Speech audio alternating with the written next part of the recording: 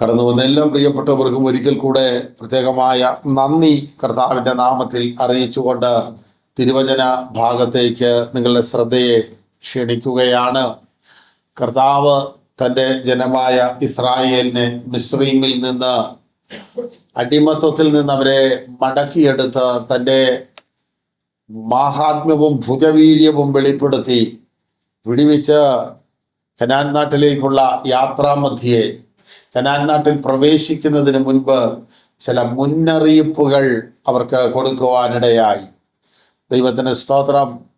നിങ്ങൾ ചെല്ലുന്ന ദേശത്ത് ചെല്ലുമ്പോൾ നിങ്ങളുടെ ഹൃദയം ദൈവസന്നിധിയിൽ ഏകാഗ്രമായിരിക്കണം.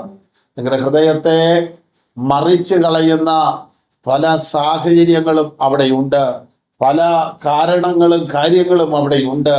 അതുകൊണ്ട് അതിൻ്റെ എല്ലാം നടുവിൽ നിങ്ങളോട് ഞാൻ പറയുന്ന വചനം പ്രമാണിക്കുകയും എൻ്റെ കൽപ്പനകൾ ആചരിക്കുകയും ഹൃദയത്തെ ഏകാഗ്രമാക്കുകയും തിരുവചനങ്ങളെ ധ്യാനിക്കുകയും ഒക്കെ ചെയ്യണമെന്ന് കർത്താവ് അവരോട് പറയുന്നുണ്ട്. ലഭിക്കാൻ പോകുന്ന വലിയൊരു നന്മ മുൻപിലുള്ളപ്പോൾ ചില മുൻകരുതലുകൾ ദൈവജനം എടുക്കണമെന്നാണ് തിരുവചനത്തിലൂടെ കർത്താവ് അവരെ ഓർപ്പിക്കുന്നത്.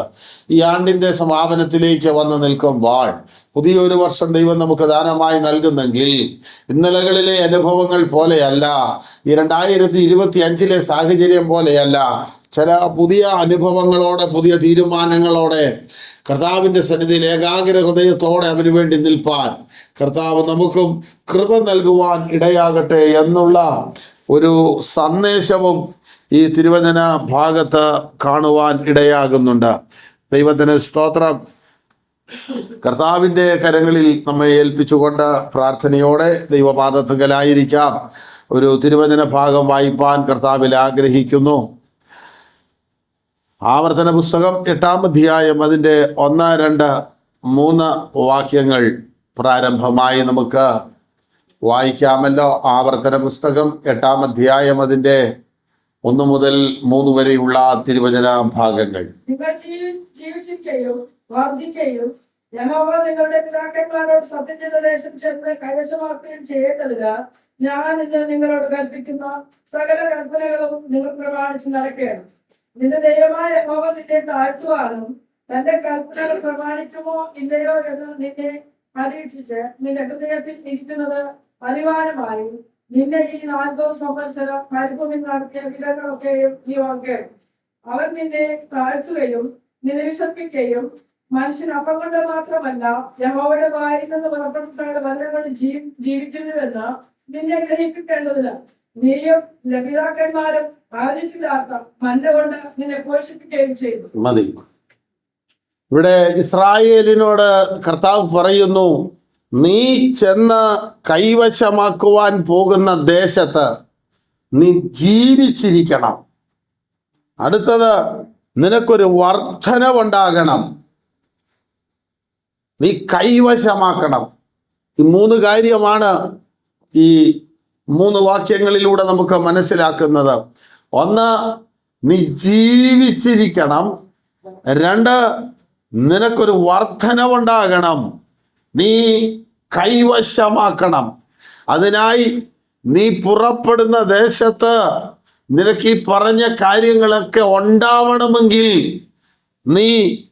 ഞാൻ നിന്നോട് കൽപ്പിച്ച കൽപ്പനകൾ നീ പ്രമാണിക്കണം.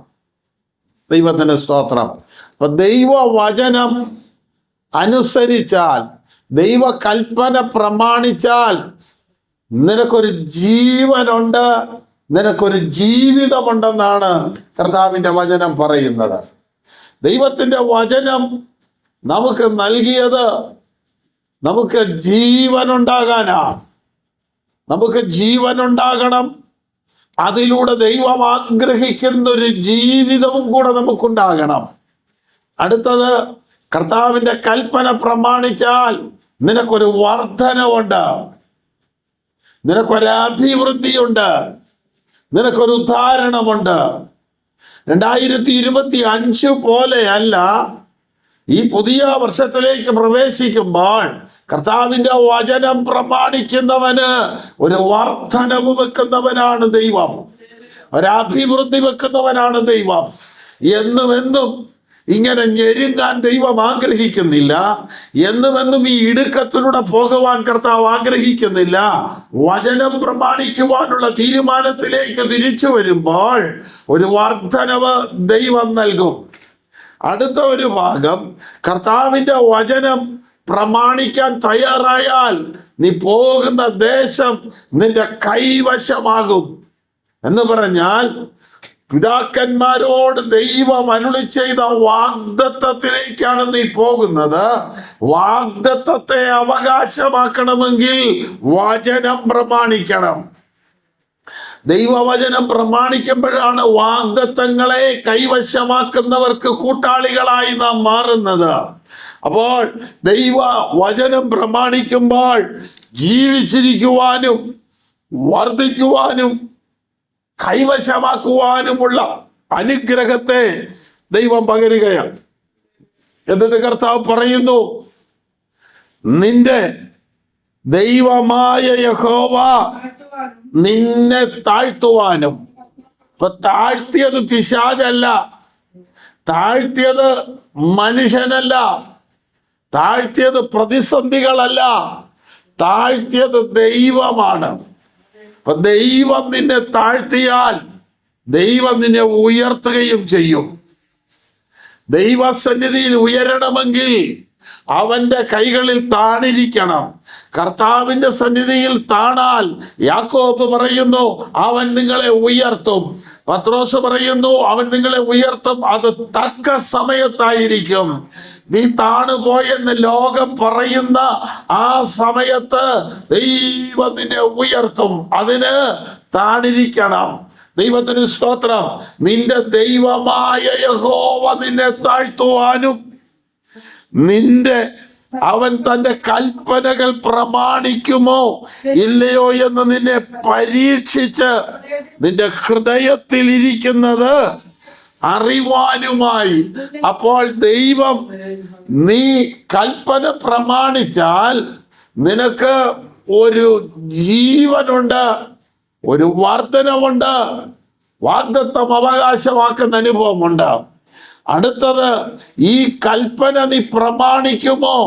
ഈ വചനത്തിൽ നീ നിലനിൽക്കുമോ? നിന്റെ സാഹചര്യം മാറുന്നതിനനുസരിച്ച് വചനത്തിന് വെളിയിൽ പോകുമോ?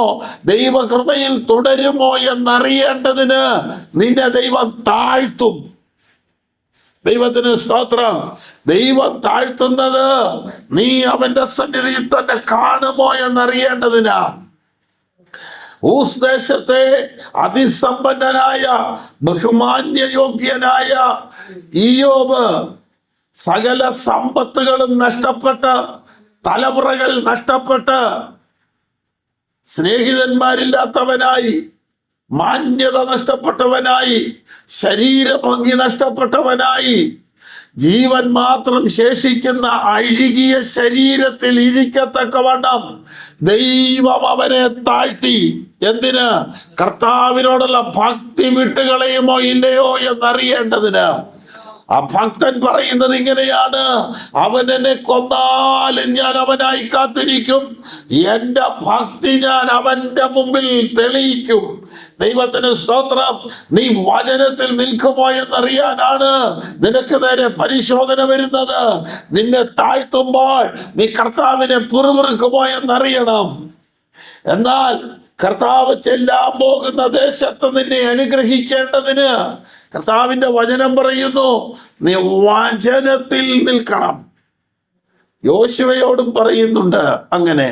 നീ ജനത്തെയും കൊണ്ട് യോർദാനക്കരെയുള്ള വാഗ്ദത്ത ദേശത്തേക്ക് പോകുമ്പോൾ നീ ഉറപ്പും ധൈര്യവുമുള്ളവനായിരിക്കണം.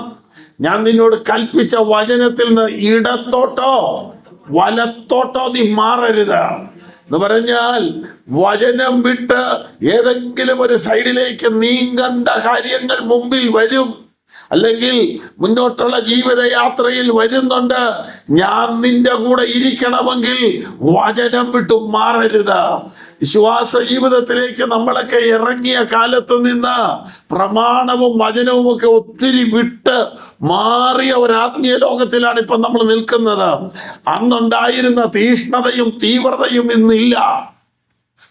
അന്നത്തെ ആത്മീയ ഉണർവുകളൊക്കെ ചരിത്രത്തിന്റെ താളുകളിൽ മാത്രം ഒരു ഓർമ്മക്കുറിപ്പായി അവശേഷിക്കുമ്പോൾ, അന്നത്തെ ഉണർവിന് വക്താക്കളായ, അന്നത്തെ ഉണർവിൽ പങ്കാളികളായ പലരും ഇന്ന് നിർജീവാവസ്ഥയിൽ ഇരിക്കുമ്പോൾ, ദൈവത്തിനറിയേണ്ടത് ഇന്നലകളിലെ ആത്മീയ ജീവിതത്തിന്റെ അതേ ചൂടിലും അതേ ശക്തിയിലും ഇന്നും വചനം പ്രമാണിച്ച് നിൽപ്പാൻ നിനക്ക് കഴിയുന്നുണ്ടോ? ഇത്രയും സൗകര്യങ്ങളും ഇത്രയും അനുഗ്രഹങ്ങളും ഇത്രയും നന്മകളും ഇല്ലാതിരുന്നിട്ടും കർത്താവിനെ ശക്തിയോടെ ആരാധിച്ച ഒരു ഇന്നലെ ഉണ്ടായിരുന്നു. അന്ന് പ്രാർത്ഥിച്ചത് ഇന്ന് വന്നു നിൽക്കുന്ന ഈ ഒരു സൗകര്യകരമായ ഒരു ജീവിതം തരണമേ എന്നും പറഞ്ഞാണ് അന്ന് പ്രാർത്ഥിച്ചത്. അന്ന് വീടില്ലായിരുന്നു, കഴിക്കാൻ ഭക്ഷണമില്ലായിരുന്നു, ഉടുക്കാൻ നല്ല വസ്ത്രങ്ങളില്ലായിരുന്നു, പാർക്കുവാൻ ഒരു വീടില്ലായിരുന്നു, മാന്യമായ ഒരു സംവിധാനത്തിൽ എത്തിയിട്ടില്ലായിരുന്നു. അന്ന് പ്രാർത്ഥിച്ച് കർത്താവേ ഇന്ന് കാണുന്ന ഈ നിലയിൽ എത്തണമെന്ന്. എന്നാൽ ഇന്ന് കാണുന്ന നിലയിലെത്തിയപ്പോൾ മറന്നുപോയത് കർത്താവിന്റെ വചനമാണ്, വിട്ടുകളഞ്ഞത് അവന്റെ പ്രമാണമാണ്, കൈമോശം വന്നത് ആത്മീയ ജീവിതമാണ്. ദൈവത്തിന് സ്തോത്രം. നീ ജീവിച്ചിരിക്കുകയും നീ വർദ്ധിക്കുകയും ചെയ്യേണ്ടതിന് നീ എൻ്റെ വചനം പ്രമാണിക്കണം, എങ്കിലേ നീ കൈവശമാക്കുകയുള്ളൂ. ഇസ്രായേൽ മക്കൾ ചെങ്കടൽ കടന്നു വരുമ്പോൾ സുദീർഘമേറിയ 40 വർഷം കർത്താവിനെ പിൻപറ്റുമ്പോൾ അവർ കർത്താവിനെ വിട്ട് വേറെ വഴിക്കോ ഒന്നും തിരിഞ്ഞില്ല. എന്നാൽ കനാൻ നാട്ടിൽ വന്ന ശേഷം അവരോട് പറഞ്ഞ നന്മ അവരനുഭവിക്കാൻ തുടങ്ങിയപ്പോൾ മുതൽ അവർ ദൈവത്തെ മറക്കാൻ തുടങ്ങി, ദൈവത്തോട് മത്സരിക്കാൻ തുടങ്ങി. എന്തൊക്കെ മുന്നറിയിപ്പ് നൽകിയാണോ കർത്താവ് തൻ്റെ ജനത്തെ കനാൻ നാട്ടിൽ എത്തിച്ചത്, അവിടെ വന്നപ്പോൾ ആ പ്രമാണങ്ങൾ മുഴുവൻ അവരെ തെറ്റിക്കുവാനിടയായി. ഈ ആണ്ടിന്റെ സമാപനത്തിൽ വന്നു നിൽക്കുമ്പോൾ ആത്മാവിൽ ഒരു പുനർവിചിന്തനത്തിനായി നമ്മെ ഏൽപ്പിക്കാം. നമ്മുടെ ആത്മീയ നിലവാരം എവിടെ? നമ്മുടെ കുഞ്ഞുങ്ങളുടെ ആത്മീയ നിലവാരം എവിടെ? നമ്മുടെ സഭയുടെ ആത്മീയ നിലവാരം എവിടെ? ഇങ്ങനെ ഒരു തീരുമാനമല്ലല്ലോ നമ്മൾ എടുത്തത്, ഇങ്ങനെ ഒരു ഉണർവിനായിട്ടല്ലല്ലോ നമ്മൾ ഇറങ്ങി പുറപ്പെട്ടത്. എന്നാൽ എവിടെയാണ് നമുക്ക് തെറ്റു വന്നത്, എവിടെയാണ് നമുക്ക് പിഴവ് വന്നത് എന്ന് കണ്ടുപിടിച്ചുകൊണ്ട് അനുദപിക്കുവാനും ഏറ്റുപറയുവാനും തള്ളിക്കളയുവാനും യഥാസ്ഥാനപ്പെടുവാനും കർത്താവിൻ്റെ സന്നിധിയിൽ താഴുവാനും ഒക്കെയുള്ള ദിവസങ്ങളായി ഇനിയുള്ള ദിവസങ്ങൾ മാറുവാനിടയാകട്ടെ. ദൈവത്തിന് സ്തോത്രം. നിന്റെ ദൈവമായ യഹോവ നിന്നെ താഴ്ത്തുവാനും തൻ്റെ കൽപ്പന പ്രമാണിക്കുമോ ഇല്ലയോ എന്ന് നിന്നെ പരീക്ഷിച്ച് നിന്റെ ഹൃദയത്തിൽ ഇരിക്കുന്നത് അറിവാനുമായി. ദൈവത്തിന്റെ ദാസനായ ദാവീദ് വളരെ പ്രാഗൽഭ്യത്തോടും ഉറച്ച ഹൃദയത്തോടും കൂടെ ദൈവത്തോട് പറയുന്നുണ്ട്, കർത്താവേ എന്നെ ശോധന ചെയ്ത് എന്നെ അറിയണമേ, എന്നെ പരീക്ഷിച്ച് എൻ്റെ ഹൃദയത്തെ അറിയണമേ, വ്യസനത്തിനുള്ള മാർഗം എന്നിലുണ്ടോ എന്ന് നോക്കി എന്നെ ശാശ്വത മാർഗത്തിൽ നടത്തണമേ എന്ന് 139-ാം സങ്കീർത്തനത്തിൽ ദാവീദ് പറയുന്നു. നീ എന്നെ പരിശോധിച്ച് എൻ്റെ നിലവുകളെ അറിയണമേ. ദൈവത്തിന് സ്തോത്രം. കർത്താവിന്റെ സന്നിധിയിൽ ദാവീദ് പ്രാഗൽഭ്യത്തോടെ പറയുകയാ, എൻ്റെ ആധരത്തിലെ സ്തുതികളെ ലോകം കേൾക്കുന്നുള്ളൂ, എൻ്റെ ആധരത്തിലെ പ്രാർത്ഥനകളും സ്തോത്രങ്ങളും പാട്ടുകളുമേ ലോകത്തിനറിയത്തുള്ളൂ. കർത്താവിന് എൻ്റെ ഹൃദയവും കൂടെ അറിയാവുന്നത് കൊണ്ട് നീ എന്നെ ഒന്ന് ശോധന ചെയ്യണമേ. ദൈവത്തിന് സ്തോത്രം. നിന്റെ ഹൃദയത്തിൽ ഇരിക്കുന്നത് അറിയേണ്ടതിന്. ഇവിടെ ഈ തിരുവചനം വെച്ച് നോക്കുമ്പോൾ നമ്മുടെ ഹൃദയത്തിൽ ഇരിക്കുന്നത് എന്നതാന്ന് ആർക്കറിയേണ്ടതിനാ? വചനം പരിശോധിക്കുമ്പോൾ ഹൃദയങ്ങളെ അറിയാത്തവനാണോ ദൈവം? യഹോവയായ ദൈവം ഓരോരുത്തരുടെയും ഹൃദയങ്ങളെയും അന്തരേന്ദ്രിയങ്ങളെയും പരിശോധിക്കുന്നു. ഹൃദയം എല്ലാറ്റിനേക്കാളും വിഷമവും കപടവുമുള്ളതാണ്. ഹവയായ ഞാൻ ഓരോരുത്തരുടെ ഹൃദയങ്ങളെ പരിശോധിക്കുന്നു. അപ്പോൾ ഹൃദയം പരിശോധിക്കുന്ന കർത്താവിന് ഹൃദയത്തെ അറിയാമല്ലോ. പിന്നെ ഇത് ആർക്കറിയാൻ വേണ്ടിയാ? നമ്മളറിയാനാ, നമ്മളെ ബോധ്യപ്പെടുത്താനാ. ദൈവം നിന്നെ പരീക്ഷിക്കുമ്പോൾ നിന്റെ അകത്ത് ഹൃദയത്തിൽ മറഞ്ഞിരിക്കുന്ന നിന്റെ യഥാർത്ഥ സ്വഭാവം പുറത്തു വന്ന് നീ ആരാന്ന് നിന്നെ കാണിക്കാൻ. അപ്പോൾ ഈ മരുഭൂപ്രയാണത്തിലൂടെ യാത്ര ചെയ്യുന്നതിന്റെ പിന്നിലെ കാരണം നിന്റെ ഹൃദയത്തിൽ ഇരിക്കുന്നത് നിനക്ക് ബോധ്യമാകുവാൻ വേണ്ടിയാണ് കർത്താവ് നിന്നെ നടത്തുന്നത്. അപ്പൊ നീ വചനം പ്രമാണിക്കുമോ ഇല്ലയോ എന്ന് നിന്നെ പരീക്ഷിച്ച് നിന്റെ ഹൃദയത്തിൽ ഇരിക്കുന്നത് അറിവാനുമായി നിന്നെ ഈ 40 സംവത്സരം മരുഭൂമിയിൽ നടത്തിയ വിധം ഓർക്കണം. ഒന്നും കാണാനില്ലാത്ത സാഹചര്യത്തിൽ, ഒന്നും പ്രതീക്ഷിക്കാനില്ലാത്ത മേഖലയിൽ, ആരും ഒന്നും കൊണ്ടത്തരാനുമില്ലാത്ത ഒരു ഇന്നലയിൽ നിന്നെ നടത്തിയ വിധം നീ ഓർക്കണം. പ്രിയരെ, വിശ്വാസ ജീവിതത്തിലേക്ക് ഇറങ്ങി പുറപ്പെട്ടപ്പോൾ നമ്മുടെ പ്രിയപ്പെട്ടവരെല്ലാം നമ്മെ ഒരു ഭീകരജീവികൾ പോലെ അല്ലെങ്കിൽ വെറുക്കപ്പെട്ട ഒരു കൂട്ടമായി കണ്ടിട്ട് ഒന്നിനും നമ്മെ വിളിക്കാതെയും അടുപ്പിക്കാതെയും കൂടാതെയും ഇരുന്ന ഒരു ഇന്നലകളിൽ ആരും ആശ്രയമില്ലാതെ വ്യസനിച്ച വേളകളിൽ നല്ലൊരു ഭക്ഷണം കഴിക്കാനില്ലാതെ ഭാരപ്പെട്ടപ്പോൾ ഭൂമിയിലെ ഭക്ഷണത്തെക്കാൾ ശ്രേഷ്ഠമേറിയ സ്വർഗീയ ഭക്ഷണം, ശക്തന്മാരുടെ ഭോജനം നൽകി നമ്മെ 40 വർഷം നടത്തിയ വിധം ദൈവത്തിന് സ്തോത്രം. അത് നീ മറക്കരുതെന്ന്. കാരണം നീ ചെല്ലുന്നത് ഒരു സമൃദ്ധിയിലേക്കാ. നീ വിതയ്ക്കാത്ത മനോഹരമായ വയലുകൾ, നീ നടാത്ത മുന്തിരിത്തോട്ടങ്ങൾ, ഒലിവ് തോട്ടങ്ങൾ, നീ പണിയാത്ത വീടുകൾ നിന്റെ മുമ്പിൽ നിനക്ക് കൈവശമാക്കാനുണ്ട്. എന്നാൽ അവിടെ ചെല്ലുമ്പോൾ നിന്റെ ഹൃദയത്തിനകത്ത് ദൈവസന്നിധിയിൽ ഉന്നതഭാവം ഉണ്ടാകാതിരിക്കാൻ നിന്നെ നടത്തിയത് ദൈവമാണെന്നും നീ എങ്ങനെ നിന്റെ ദൈവം നടത്തിക്കൊണ്ട് വന്നു എന്നുമുള്ളത് മറന്നു പോകരുത്. പ്രിയപ്പെട്ടവരെ, നമ്മുടെ ജീവിതത്തിൽ കർത്താവിന്റെ വേലയുടെ ആദ്യ നാളുകളിൽ, കുഞ്ഞുങ്ങളുമായി കുടുംബജീവിതം തുടങ്ങിയ ആദ്യ നാളുകളിൽ, കുഞ്ഞുങ്ങളുടെ വിദ്യാഭ്യാസത്തിന്റെ സാഹചര്യങ്ങളിൽ അന്നൊക്കെ നടത്താൻ ഒരു മനുഷ്യൻ പോലും ഇല്ലാതിരുന്ന സാഹചര്യത്തിൽ നമ്മുടെ കുഞ്ഞുങ്ങളൊന്നും ഇന്ന് കാണുന്ന ഈ നിലവാരത്തിൽ എത്തുമെന്ന് പോലും പ്രതീക്ഷിച്ചതല്ല.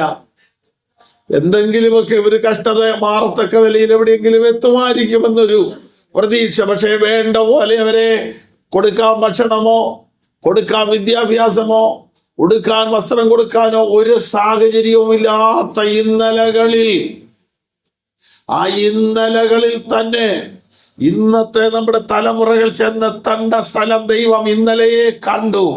എന്നിട്ട് കർത്താവ് പറഞ്ഞത്, നീ അഹങ്കരിക്കാതിരിക്കാൻ, നീ താണിട്ട് കർത്താവിന്റെ വചനത്തിൽ അടിയുറച്ച് നിൽക്കാൻ, ഈ ഒന്നുമില്ലായ്മയുടെ നടുവിൽ, ഈ ശൂന്യതയുടെ നടുവിൽ, ഈ നിരാശകളുടെ നടുവിൽ ചുട്ടുപൊള്ളുന്ന സൂര്യൻ തലയ്ക്ക് മീതെ കത്തിക്കാളുമ്പോൾ ആ ചൂട് നിന്റെ തലയിൽ അടിക്കാതെ പകൽ മേഘസ്തംഭമായി അസാധ്യതകളുടെ ഇരുളിൽ നീ തപ്പി തടയുമ്പോൾ നിന്റെ കണ്ണിന് മുമ്പിൽ ഒന്നും മറവായി പോകാതിരിക്കുവാൻ രാത്രി അഗ്നിസ്തംഭമായി നിന്റെ തലയ്ക്കു മീതെ നിന്ന ദൈവ സാന്നിധ്യം. നീ വെറുതപ്പോഴും മത്സരിച്ചപ്പോഴും, മാറായിലെ വെള്ളം കുടിക്കാൻ കഴിയുകയില്ലെന്ന് പെറുപെറുത്തപ്പോഴും ഈ മേഘസ്തംഭം മാറിയില്ല, അഗ്നിസ്തംഭം മാറിയില്ല, മഞ്ഞ പെയ്യാതിരുന്നില്ല. നിന്നെ നടത്തിയത് നീ മറക്കരുത്. നിന്നെ നടത്തിയത് നീ മറക്കരുത്. ദൈവത്തിന് സ്തോത്രം. അന്ന് കളയാൻ ആഹാരമില്ലായിരുന്നു. കഴിക്കാൻ തികയില്ലായിരുന്നു. ഇന്ന് കഴിക്കുന്നതിൽ കൂടുതൽ വേസ്റ്റാക്കി കളയുന്ന ഒരു ആത്മീയ ലോകത്തിലാണ് നമ്മൾ എത്തിയേക്കുന്നത്. നമ്മുടെ സമൃദ്ധി, നമ്മുടെ വിശാലത, ഹൃദയത്തിന്റെ നന്ദി ദൈവത്തിന് പറയുന്നതായി മാറുവാനിടയാകട്ടെ. ഈ 40 സംവത്സരം മരുഭൂമിയിൽ കൂടെ ഒരു സാധ്യതയില്ലാതിരുന്നിടത്തൂടെ നിന്നെ നടത്തി എന്ന കാര്യം നീ മറന്നു പോകരുത്, നീ ഓർക്കണം. ദൈവത്തിന് സ്തോത്രം. അവൻ നിന്നെ താഴ്ത്തുകയും നിന്നെ വിശപ്പിക്കുകയും, മനുഷ്യൻ അപ്പം കൊണ്ട് മാത്രമല്ല ദൈവവചനം കൊണ്ടും ജീവിക്കുന്നു എന്ന് നിന്നെ ഗ്രഹിപ്പിക്കേണ്ടതിന്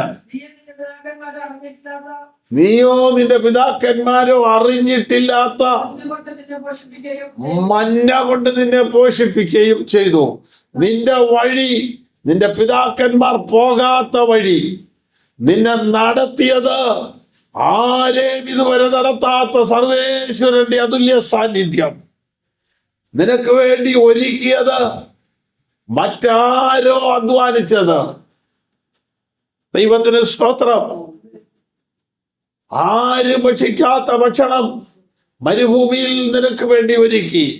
ദൈവം എല്ലാവരെക്കാളും സ്പെഷ്യലായി, എല്ലാവരെക്കാളും ശ്രേഷ്ഠമായി നിന്നെ കരുതുന്നെങ്കിൽ നിന്റെ ഹൃദയം, നിന്നെ ദൈവം താഴ്ത്തിയിട്ട് നിനക്ക് വിശപ്പുണ്ടാകുവാനും ആ വിശപ്പിന്റെ നടുവിൽ നശിച്ചു പോകുന്ന ആഹാരമല്ല, പ്രത്യുത അവയുടെ വചനം കൊണ്ടും ജീവിക്കുന്നു എന്ന് നിന്നെ ബോധ്യപ്പെടുത്താൻ മരുഭൂമിയിൽ യേശു ക്രിസ്തു പരീക്ഷിക്കപ്പെട്ടപ്പോൾ അവന് വിശന്നു.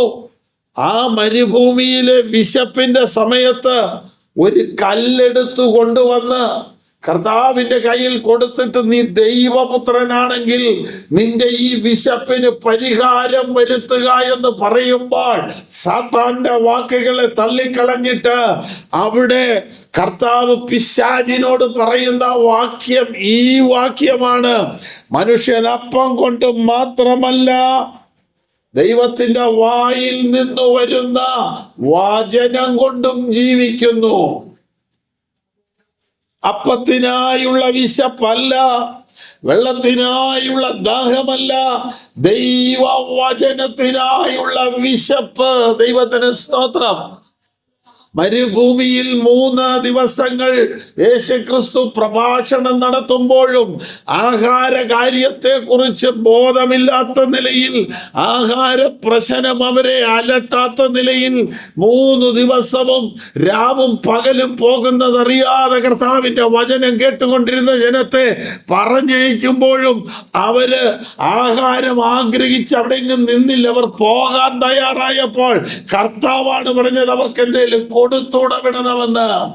ഇപ്പോൾ ഒരു ദൈവത്തിന്റെ സന്നിധിയിൽ ആയിരിക്കുന്ന ഒരു ദൈവ പൈതലിന്റെ ആത്മീയ ആവശ്യവും ഭൗതിക ആവശ്യവും ഒരുപോലെ അറിയാവുന്ന ഒരു കർത്താവിനെയാണ് നമ്മൾ ആരാധിക്കുന്നത്. ദൈവത്തിന് സ്തോത്രം. കർത്താവ് ശക്തന്മാരുടെ ഭോജനം നൽകി തന്റെ ജനത്തെ പോഷിപ്പിച്ചു. അടുത്ത ഭാഗത്ത് പറയുന്നു, ഈ 40 വർഷം നടന്നിട്ടും നിന്റെ വസ്ത്രം പഴകിയില്ല, നിന്റെ കാൽ നടന്നിട്ട് വീങ്ങിയില്ല. ഒരു മനുഷ്യൻ തന്റെ മകനെ ശിക്ഷിച്ച് വളർത്തുന്നത് പോലെ ഈ മരുഭൂ പ്രയാണത്തിൽ 40 വർഷം നിനക്ക് ട്രെയിനിങ് തന്ന് നിന്നെ എന്റെ ദൈവം വളർത്തിക്കൊണ്ടുവന്നു. ദൈവത്തിന് സ്തോത്രം. പ്രമാണിക്കണം, ഓർക്കണം, ധ്യാനിക്കണം. ഇങ്ങനെ ഓരോരോ കാര്യങ്ങൾ ഈ തിരുവചന ഭാഗത്ത് കാണുന്നു. പ്രിയപ്പെട്ടവരെ, അവരുടെ വസ്ത്രം പഴകിയില്ല. ഇവിടെ എത്ര വില കൂടിയ വസ്ത്രം ധരിച്ചാലും അത് 2 വെയിൽ കൊള്ളുമ്പം അത് നരച്ച് അതിൻ്റെ കളറെല്ലാം ഫെയ്ഡായി അത് നഷ്ടപ്പെട്ടു പോകും. 40 വർഷം ഇട്ടിട്ടും ഒരു ദോഷവുമില്ലാതെ കൊണ്ട് നടക്കുക. നിങ്ങൾ ഓർക്കൂ, വെയിൽ കൊള്ളാൻ ദൈവം അവരെ അനുവദിച്ചില്ല. കാരണം മേഘത്തിന്റെ കീഴിലാണവർ. ദൈവ സംരക്ഷണത്തിൽ അവർക്ക് പുതുമ വന്നത് അവരുടെ വസ്ത്രത്തിന് വരെയാ. ഉണ്ടോ? അവര് പോന്ന നാളിലെ പോലെ തന്നെ 40 വർഷം ഇട്ടിട്ട് ചെരുപ്പ് തേഞ്ഞില്ല. 40 വർഷം നടന്നിട്ട് കാല് വീങ്ങിയില്ല. ഇന്ന് ഇവിടുന്ന് 1 കിലോമീറ്റർ അപ്പുറത്തുള്ള മാർക്കറ്റിലൊന്ന് പോകാൻ നമ്മളെ കൊണ്ട് പറ്റിയല്ല. ആ സ്ഥാനത്ത് ദൈവം നടത്തിയപ്പോൾ 40 വർഷവും നടന്നു. ഒരു കഴുതപ്പുറത്തോ ഒരു കുതിരപ്പുറത്തോ പോലും കയറിയില്ല. ഒരു ക്ഷീണവും ഇല്ലായിരുന്നു. വചനം നിന്റെ അകത്ത് ബലപ്പെട്ടാൽ, വചനം നിന്റെ അകത്ത് വ്യാപരിച്ച് നിനക്ക് ശക്തി തന്നാൽ അവർ ക്ഷീണിച്ചു പോകാതെ ഓടുകയും തളർന്നു പോകാതെ നടക്കുകയും ചെയ്യും. അതാണ് വചനത്തിന്റെ ശക്തി. മനുഷ്യൻ അപ്പം കൊണ്ട് മാത്രമല്ല, ദൈവത്തിന്റെ വായിൽ നിന്ന് വരുന്ന വചനത്തിന്റെ ശക്തിയാലും ജീവിക്കുന്നു. സൂര്യച്ചെടിയുടെ കീഴിൽ വിശ്രമിച്ച ഏലിയാവ് ഒരാഹാരത്തിനായി ഒരപ്പവും ഒരു തുരുത്തി വെള്ളവും അവന് കൊടുത്തു കഴിഞ്ഞ് അവനാ കഴിച്ച സ്വർഗീയാഹാരത്തിന്റെ ശക്തിയാൽ 40 രാവും 40 പകലും നടന്ന് ദൈവത്തിന്റെ പർവ്വതമായ ഹോരേബോളം എത്തി. ദൈവം എന്തെങ്കിലും ഒരു ദൈവ പൈതലിന് ചെയ്താൽ അവൻ എത്തേണ്ടത് ദൈവസന്നിധിയിൽ തന്നെയാണ്. ഈ നന്മ പ്രാപിച്ചോണ്ട് വേറെ എവിടേക്കും പോകാൻ പാടില്ലാത്തതാകുന്നു.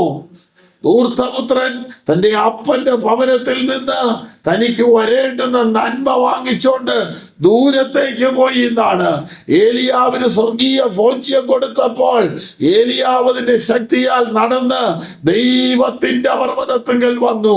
കഴിഞ്ഞ ഒരാഴ്ച മുഴുവൻ ദൈവം നമ്മെ നടത്തി എന്നുള്ള ആ തിരിച്ചറിവിലാണ് ആഴ്ചവട്ടത്തിന്റെ 1-ാം ദിവസം ആനന്ദത്തോടെ സന്തോഷത്തോടെ ആരാധനയ്ക്കായി അവന്റെ ആലയത്തിലേക്ക് വരുന്നത്. എങ്ങനെ ദൈവാലയത്തിലേക്ക് വരും? നിന്റെ കൃപയുടെ ബഹുത്വത്താൽ നിന്റെ ആലയത്തിലേക്ക് വരും. എന്റെ സംസാര ലോകത്തിൽ, സംസാര സാഗരത്തിൽ ഞാൻ താഴാതെ എന്നെ കാത്ത ദൈവത്തിന്റെ കൃപയിൽ ആശ്രയിച്ച് വീണ്ടും ദൈവകൃപയ്ക്കായി ആശ്രയിക്കാൻ തക്കവണ്ണം ഞാൻ യഹോവയുടെ ആലയത്തിലേക്ക് വരും. നിന്റെ ദൈവമായ യഹോവ നിന്നെ താഴ്ത്തി, നിന്നെ വിശപ്പിച്ച് മനുഷ്യനപ്പം കൊണ്ട് മാത്രമല്ല യഹോവയുടെ വായിൽ നിന്ന് വരുന്ന സകല വചനം കൊണ്ടും ജീവിക്കും എന്ന് നിന്നെ അറിയിക്കേണ്ടതിന് ഈ 40 സംവത്സരം മരുഭൂമിയിലൂടെ നടത്തിയത് നീ മറന്നു പോകരുത്. അതിന് ദൈവം ചെയ്ത ക്രമീകരണം നീയോ നിന്റെ പിതാക്കന്മാരോ നാളിതുവരെ ഭക്ഷിക്കാത്ത സ്വർഗീയ ഭോജനം ദൈവം ഈ ഭൂമിയിൽ കൊടുത്തു. സ്വർഗീയന്മാരുടെ ഭക്ഷണം ഭക്ഷിച്ചെന്നാണ് സങ്കീർത്തനത്തിൽ കാണുന്നത്. ഭൗമികനായ മനുഷ്യൻ സ്വർഗീയനായവന്റെ ഭക്ഷണം കഴിക്കണമെങ്കിൽ അവർ സ്വർഗീയരായി മാറി.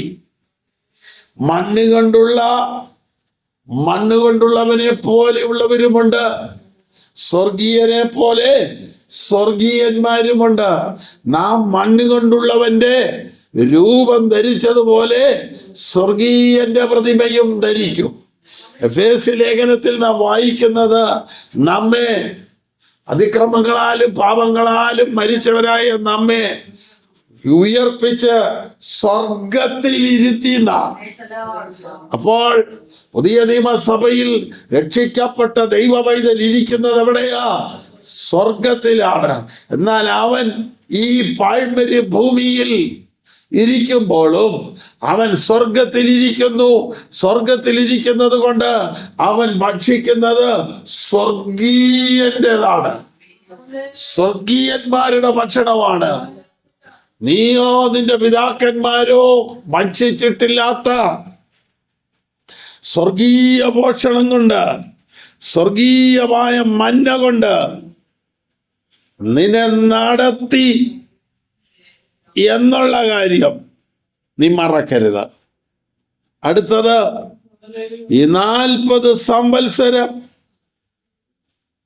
നീ ധരിച്ച വസ്ത്രം ജീർണിച്ചു പോയില്ല, നിന്റെ കാൽ വീങ്ങിയതുമില്ല. ഈ 40 വർഷത്തെ ജീവിതം എന്താണ്? ദൈവം നിന്നെ ശിക്ഷിച്ചു വളർത്തുകയാണ്. ദൈവത്തിന് സ്തോത്രം. അതുകൊണ്ട് മകനെ, കർത്താവിൻ്റെ ശിക്ഷ നിരസിക്കരുത്. അവന്റെ ശാസനയെങ്കിൽ മുഷിയുകയും അരുത്. ഒരപ്പൻ മകനെ ശിക്ഷിക്കുന്നത് പോലെ നിന്നെ അവൻ ശിക്ഷിച്ചു വളർത്തും. ദൈവം തന്നെ സ്നേഹിക്കുന്ന മകനെ, സ്നേഹിക്കുന്നവരെ ശിക്ഷിക്കുന്നു. യോഹന്നാന്റെ സുവിശേഷത്തിൽ നാം ഒടുവിൽ വായിക്കുന്ന ഇങ്ങനെയാണ്: തനിക്ക് ശുശ്രൂഷ ചെയ്യുന്ന മകനെ ഒരപ്പൻ ആദരിക്കുന്നത് പോലെ ഞാൻ അവനെ ആദരിക്കും. ഈ നഷ്ടങ്ങളുടെ ലോകത്തിൽ, കഷ്ടാനുഭവങ്ങളുടെ നടുവിൽ, അവഗണനകളുടെ നടുവിൽ കർത്താവിന് വേണ്ടി നിന്ന്, കർത്താവിനെ ശുശ്രൂഷിക്കുവാൻ വേണ്ടി നിന്ന ഒരു ദൈവ പൈതലിനെ ഒരു പിതാവ് തന്നെ ശുശ്രൂഷിച്ച മകനെ ആദരിക്കുന്നത് പോലെ ആദരിക്കും. ദൈവം നടത്തിയാൽ നിന്റെ കാല് വഴുതുകയില്ല. ദൈവം നടത്തിയാൽ നിന്റെ കാലടികൾ ഇടറുകയില്ല. ദൈവം നടത്തിയാൽ നിന്റെ മുഴങ്കാലുകൾ തളർന്നു പോവുകയില്ല. വീങ്ങാതെ, നീര് വെക്കാതെ മനോഹരമായ ദൈവ സാന്നിധ്യത്തിന്റെ മേഘത്തിന്റെ കീഴിൽ മേഘത്തിൻ തണലരുളി സാന്ത്വനമായി നടത്തിയ ഒരു കർത്താവ്. ഇസ്രായേലിനെ മിസ്രയീമിൽ നിന്ന് വിടുവിക്കുന്നതിന് മുമ്പ് തന്നെ അവർ ദൈവ കരുതൽ അനുഭവിച്ചുകൊണ്ടാണ് അവരിരുന്നത്. എന്ന് പറഞ്ഞാൽ അവരെ മിസ്രയീമിലായിരുന്നപ്പോൾ അവരെ കരുതിയ ഈ ദൈവം മരുഭൂമിയിൽ കരുതാൻ ശക്തനാണെന്ന് അവരെ പഠിപ്പിക്കുവാൻ, മിസ്രയീമിൽ വന്ന 10 ബാധകളും ദൈവമക്കൾ പാർത്ത ഗോശൻ ദേശത്ത് വന്നില്ല. അവർക്ക് ഇരുട്ട് വരുമ്പോഴും ദൈവം തൻ്റെ മക്കളുടെ അന്ധകാരത്തെ പ്രകാശമാക്കി കൊടുത്തു. ഫറവോൻ മാവ് ചുടുവാൻ വേണ്ടി കലത്തിൽ നിന്ന് തവിയിൽ മാവ് കോരി ദോശക്കല്ലിലോട്ട് ഒഴിക്കുമ്പോൾ അതിനകത്ത് തവളയാ. ദോശക്കല്ല് തവളയിരിക്കുക, അവന്റെ കട്ടിലെ തവള, അവന്റെ തോളെ തവള. എന്തൊരു അസ്വസ്ഥത അനുഭവിച്ചു. പക്ഷേ ഇസ്രായേൽ മക്കൾ പാർക്കുന്ന ദേശത്ത് അത് അനുവദിച്ചില്ല. ലോകം അഭിമുഖീകരിക്കുന്ന ഒരു പ്രശ്നവും നിന്നെ ബാധിക്കാതിരിക്കുന്നത് നീ അവന്റെ സാന്നിധ്യത്തിന്റെ കീഴിലായതുകൊണ്ട്, അവന്റെ സംരക്ഷണത്തിന്റെ കീഴിലായതുകൊണ്ട്, അവന്റെ പരിപാലനം അനുഭവിക്കുന്നത് കൊണ്ട്, ജീവിതത്തിന്റെ പുണ്യം കൊണ്ടൊന്നുമല്ല, കർത്താവിന്റെ സ്നേഹമാണ് നിന്നിൽ സംരക്ഷണമായി, കരുതലായി, സൂക്ഷിപ്പായി, സംരക്ഷണമായി വെളിപ്പെട്ടു വരുന്നത്. ദൈവത്തിന് സ്തോത്രം. ഇസ്രായേല് മിസ്രയീമിൽ നിന്ന് പുറപ്പെട്ടു പോരുന്നു. ആദിജാതന്മാരെ സംഹരിക്കുന്ന ദൈവിക ന്യായവിധി മിസ്രയീമിൽ താണ്ഡവമാടുമ്പോൾ ഇസ്രായേൽ ചോരയടയാളമായി അവരുടെ കട്ടൽക്കാലിന്മേലും കുറുമ്പടികളുടെ മേലും പുരട്ടിയപ്പോൾ മരണം അവരെ വിട്ട് വഴിമാറുകയാണ്. രക്തത്തിന്റെ ആശ്രയം കൊണ്ട് മരണദൂതനവനെ വിട്ടു മാറി. പുത്രനായ യേശു ക്രിസ്തുവിന്റെ രക്തം അടയാളമായി നമ്മുടെ ജീവിതത്തിൽ വീണതുകൊണ്ട് പാപത്തിന്റെ ശമ്പളമായ മരണം മാറി. അതുകൊണ്ട് ഇപ്പോൾ മരണം മാറി ജയം വന്നിരിക്കുന്നു. ദൈവത്തിന് സ്തോത്രം. യേശു ക്രിസ്തുവിൽ വിശ്വസിക്കുന്നവൻ അവസാനിക്കുന്നില്ല. യേശുവിനെ കൈക്കൊണ്ടവൻ അവസാനിക്കുന്നില്ല. ഈ ഭൂമിയിലെ ജീവിതം ഒരു അധ്യായം പോലെ അവസാനിച്ചിട്ട് പുതിയൊരു അധ്യായത്തിലേക്ക് പ്രവേശിക്കുന്നത് പോലെ, ഉന്നത വിദ്യാഭ്യാസത്തിലേക്ക് പ്രവേശിക്കുന്ന കുഞ്ഞുങ്ങൾ എൻട്രൻസ് എഴുതി പാസ്സാകുന്നത് പോലെ, ഈ മരണകരമായ മർത്യമായ ജീവിതമാകുന്ന എൻട്രൻസ് കടന്ന് മരണമില്ലാത്ത മറ്റൊരു ലോകത്തിലേക്ക് പ്രവേശിക്കുന്നത് പോലെ, കർത്താവിൽ നീ വിശ്വസിക്കുന്നെങ്കിൽ നീ അവസാനിക്കുന്നില്ല. നീ യേശുവിനെ ഹൃദയത്തിൽ സ്വീകരിച്ചാൽ ഈ ലോകത്തിൽ നീ അവസാനിച്ചെന്ന് ആരൊക്കെ പറഞ്ഞാലും അവസാനങ്ങളെന്ന് ലോകം പറയുന്നിടത്തുനിന്ന് ആരംഭങ്ങളാക്കി തീർക്കുവാൻ കഴിയുന്ന ഒരു നല്ല ദൈവമുണ്ട്. സംഹാരകൻ എന്ന മരണം ഇസ്രയേലിന്റെ ഇടയിൽ നിന്ന്, ഇസ്രയേലിയ കുടുംബങ്ങളിൽ നിന്നും മാറി നിന്നത് ദൈവ കരുതൽ അനുഭവിച്ചത് കൊണ്ടാണ്. അവരവിടുന്ന് വന്ന് ബാൽസെബോന് സമീപമുള്ള പീഹാഹിരോത്തിൽ വന്നിറങ്ങി. അവിടുന്ന് അവർ തലമുക്കി നോക്കുമ്പോൾ മിസ്രയീമ്യർ അവർക്ക് നേരെ വരുന്നത് കണ്ടു. ദൈവം അവരോട് പറയുന്നു, അതുവരെ അവരുടെ മുമ്പിൽ തുറക്കാത്ത, ആരും തുറക്കാത്ത, ആരും പോകാത്ത, ആരും സഞ്ചരിക്കാത്ത പുതിയ ഒരു വഴിയിലൂടെ അവരെ കൊണ്ടുപോവുകയാണ്. ദൈവത്തിന് സ്തോത്രം. നമ്മുടെ മാതാപിതാക്കളോ സഹോദരങ്ങളോ പ്രാക്ടീസ് ചെയ്യാത്ത പുതിയ ഒരു മേഖലയിലൂടെ ദൈവം നമ്മെ കൊണ്ടുപോകുന്നുണ്ടെങ്കിൽ, നമുക്കറിവുള്ളടവാണെങ്കിൽ നമുക്ക് അവിടുത്തെ സാധ്യതകൾ അറിയാം.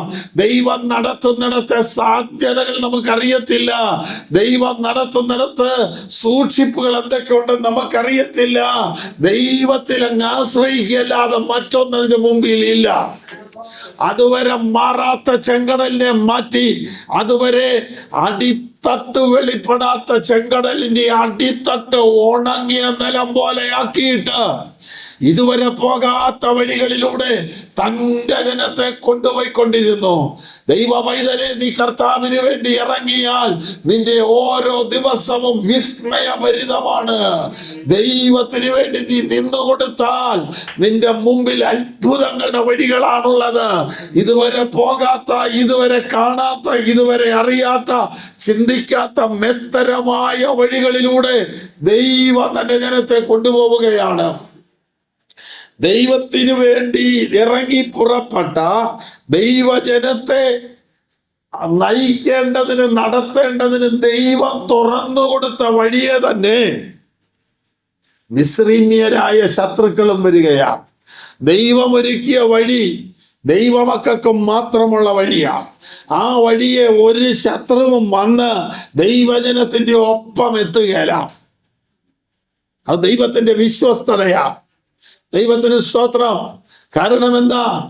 നീ പോയ വഴിയെ ശത്രു നിന്നെ തകർക്കുവാൻ അതേ വഴി ഉപയോഗിച്ചാൽ അവന്റെ രഥചക്രങ്ങളെ താറുമാറാക്കാൻ കഴിയുന്ന ദൈവം ഇസ്രായേലും മിസ്രയീമ്യരും തമ്മിൽ അടുക്കാതിരിപ്പാൻ അവരുടെ നടുവിൽ ഇറങ്ങി വന്നു നിന്ന ദൈവത്തിന്റെ ദൂത സാന്നിധ്യം.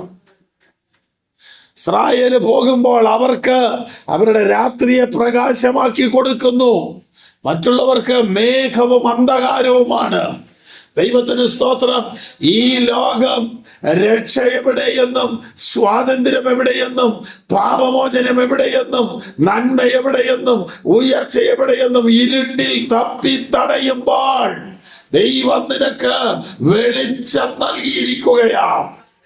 ശരിയായതിലേക്ക് പോകാൻ, നേരെയായതിൽ പോകാൻ, തിരുനാമ നിമിത്തം നീതി പാതകളിൽ നടക്കാൻ, പാർപ്പാൻ തക്ക പട്ടണത്തിൽ ചെല്ലേണ്ടതിന് ചൊവ്വയുള്ള വഴികളിൽ നടത്തുന്ന ദൈവ സാന്നിധ്യം വെളിപ്പെടേണ്ടതിന് നിന്റെ അന്ധകാരത്തെ ദൈവം പ്രകാശമാക്കി മാറ്റി.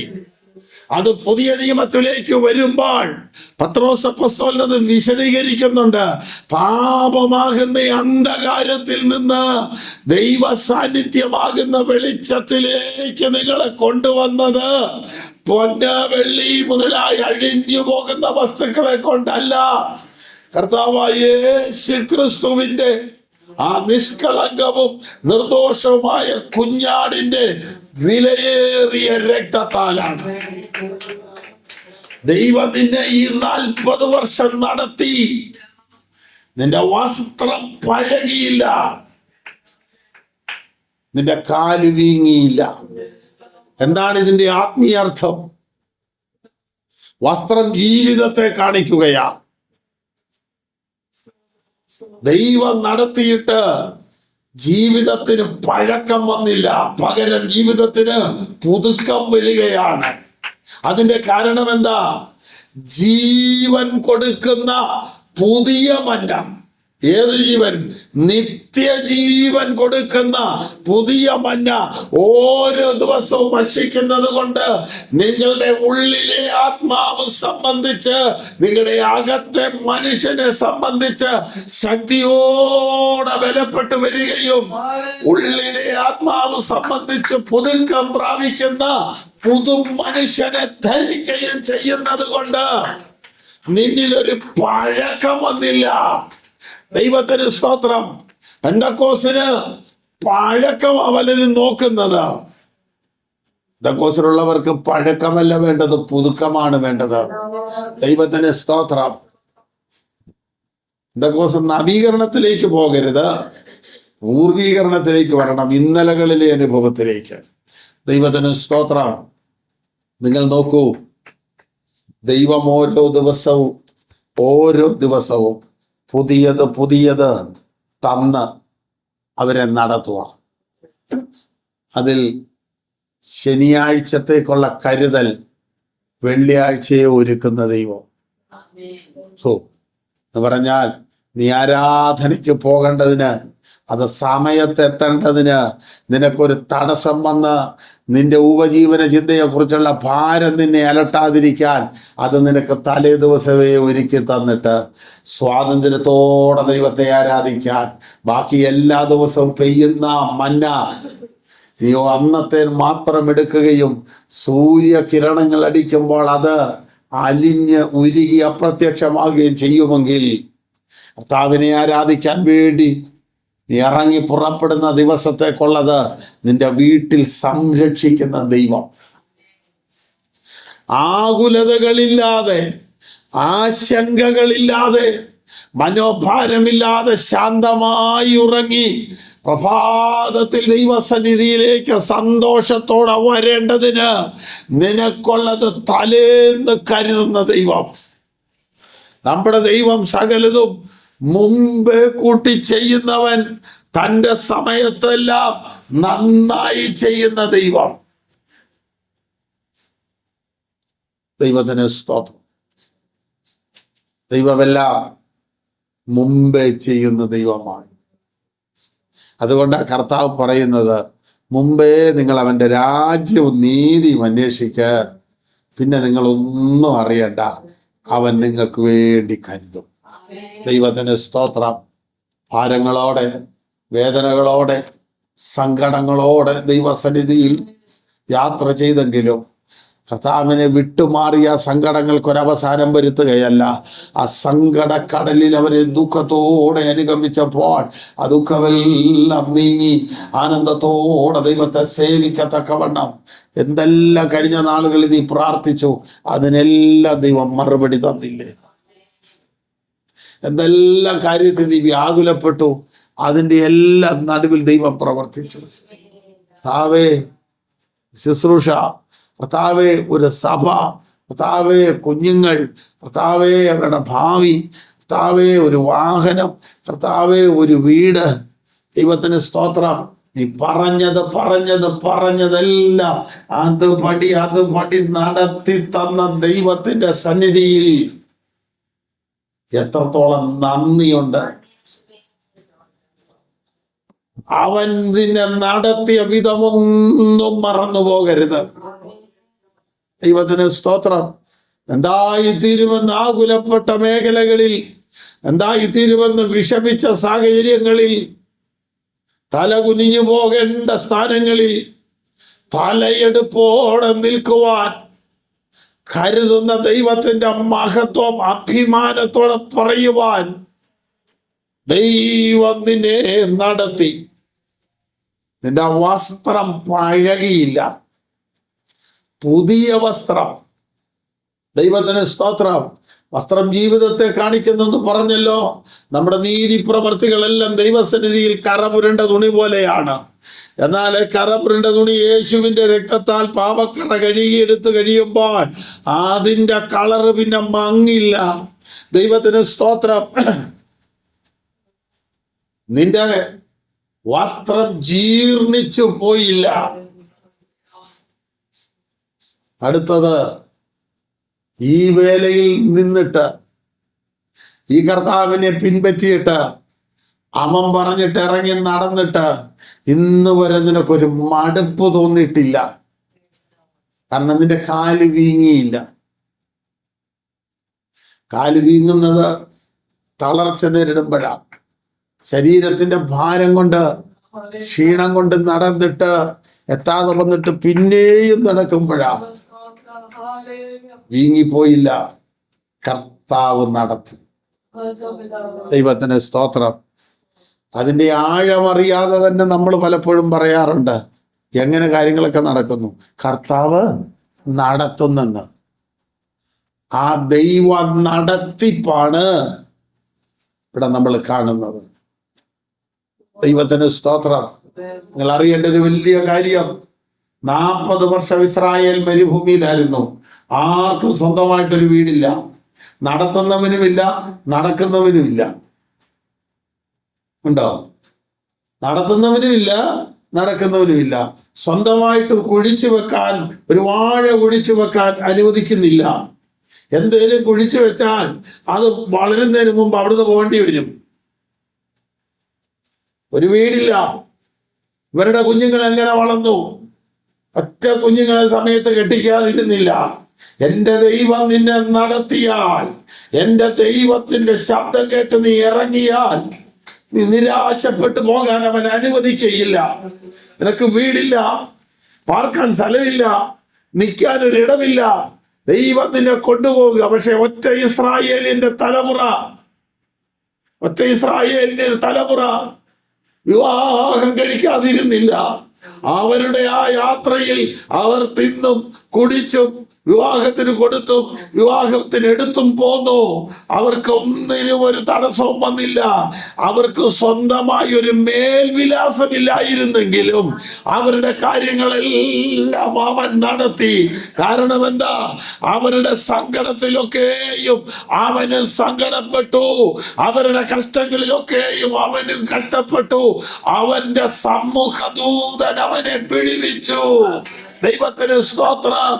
കർത്താവ് പറഞ്ഞത്, നീ മരുഭൂമിയിലാണെങ്കിൽ ഞാൻ സ്വർഗത്തിൽ ഇരിക്കാമെന്നല്ല, ഞാനും നിന്റെ നടുവിൽ വസിപ്പാൻ ആഗ്രഹിക്കുന്നു.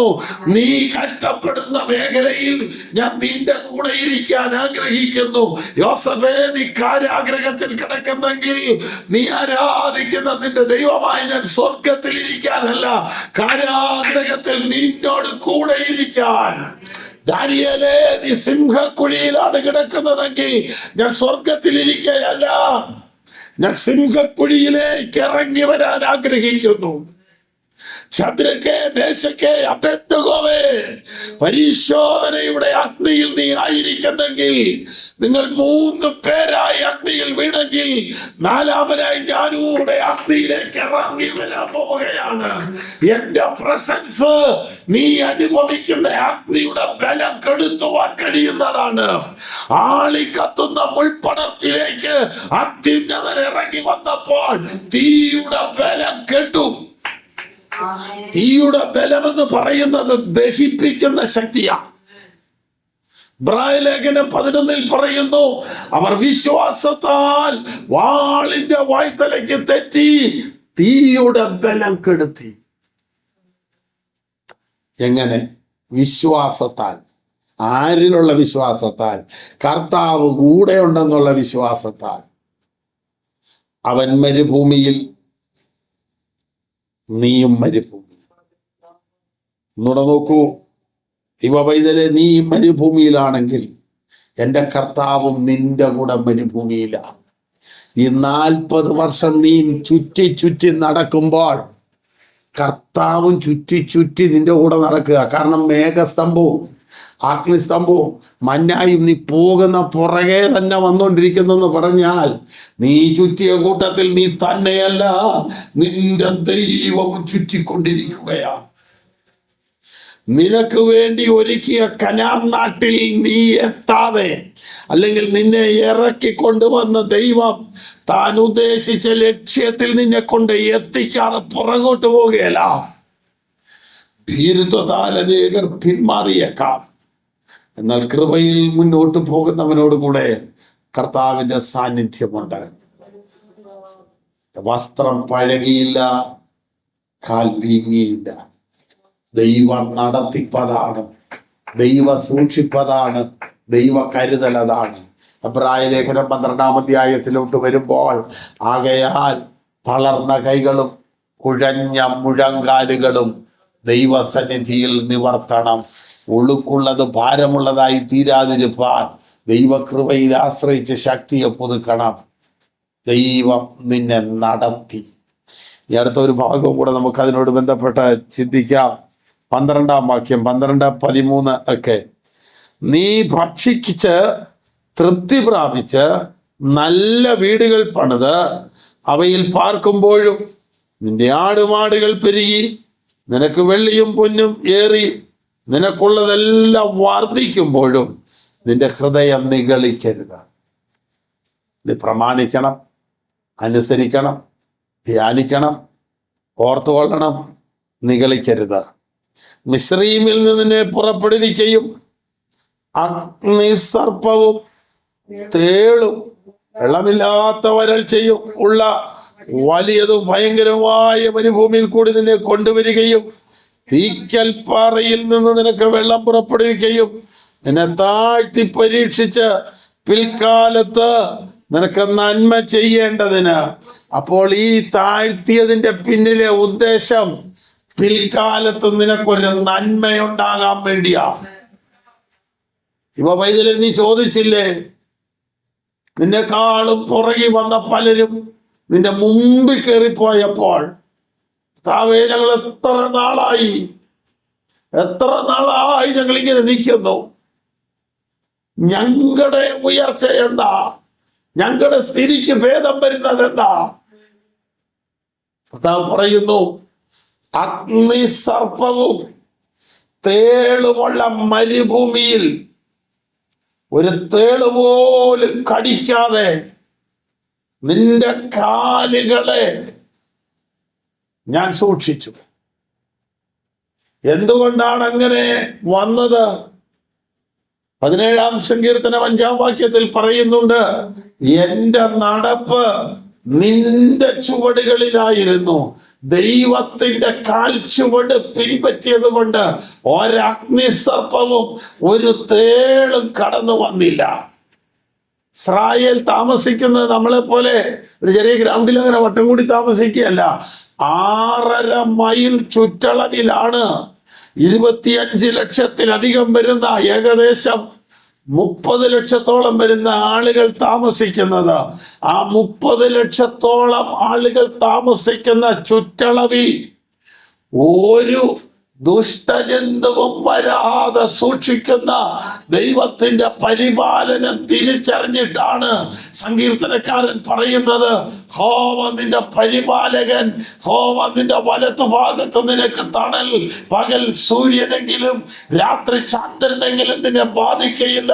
ഹോവ ഒരു ദോഷവും തട്ടാതെ കൊണ്ട് നിന്നെ പരിപാലിക്കും. അവൻ നിന്റെ പ്രാണനെ പരിപാലിക്കും.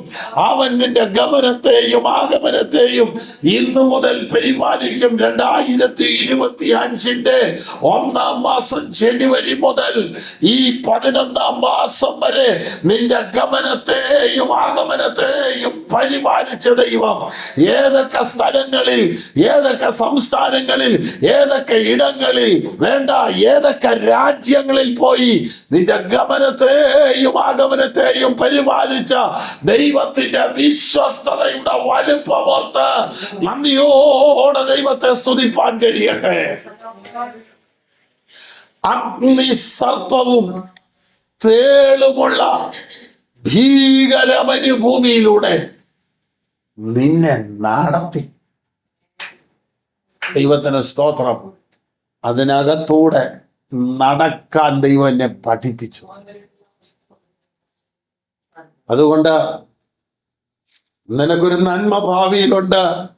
അത് നീ പ്രാപിക്കുമ്പോൾ മനോഹരമായ വീടും ആഗ്രഹിച്ച അതിനേക്കാൾ ഉപരിയായ നല്ല ഭക്ഷണവും എല്ലാം കഴിക്കുമ്പോൾ, വെള്ളിയും പൊന്നും എല്ലാം നിനക്ക് പെരുകി വർദ്ധിക്കുമ്പോൾ, നിന്റെ ഹൃദയം നിഗളിക്കരുത്.